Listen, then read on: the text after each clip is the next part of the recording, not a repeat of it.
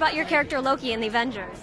Well, for anyone who understood who he was in the Thor movie, he is Thor's adopted brother, so he's from the same place as Thor. Except,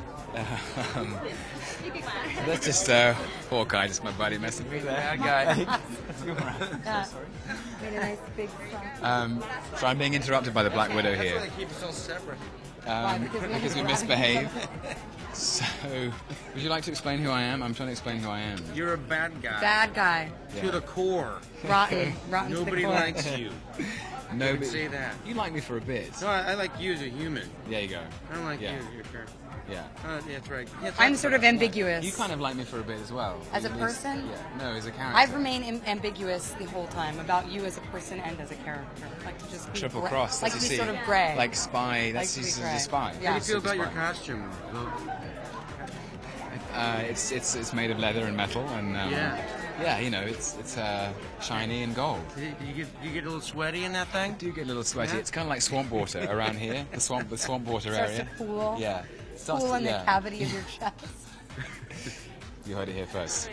So going up against all these Avengers, how are you? That's okay. How are you going to take Loki to the next level as a villain?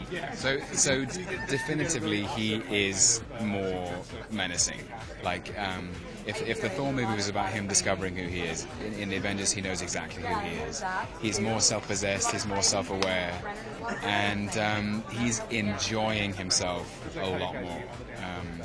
And the idea is that he's still motivated by this kind of tragic jealousy, kind of spiritual desolation of not belonging anywhere in the universe. But he doesn't really care what his family thinks anymore. And he's come to turn the planet, planet Earth, into his own personal kingdom and rule the human race as their king.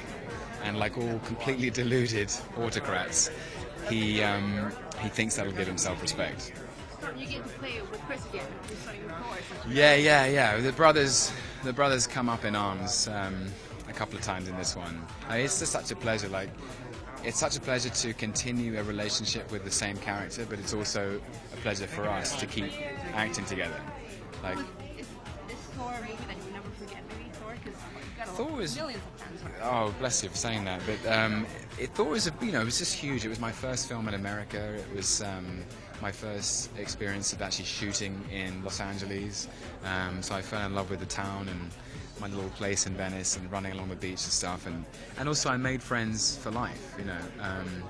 Both Chris and I had never done anything at this size before, and so it felt like we were kind of running off this cliff at the same time. Like holding hands and going, "What's going to happen now?" It will be unforgettable, I think, and hopefully there'll be many more movies which will be unforgettable for different reasons. But Thor was the first one. What did you enjoy most about this film?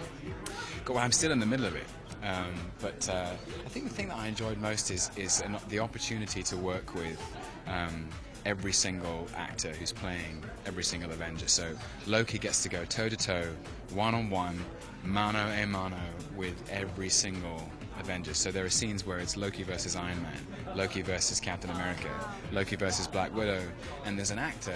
That meant I had the privilege of working with Robert Downey Jr. for 3 days, Scarlett Johansson for 3 days, Jeremy Renner for 3 days. Play these great scenes with great actors.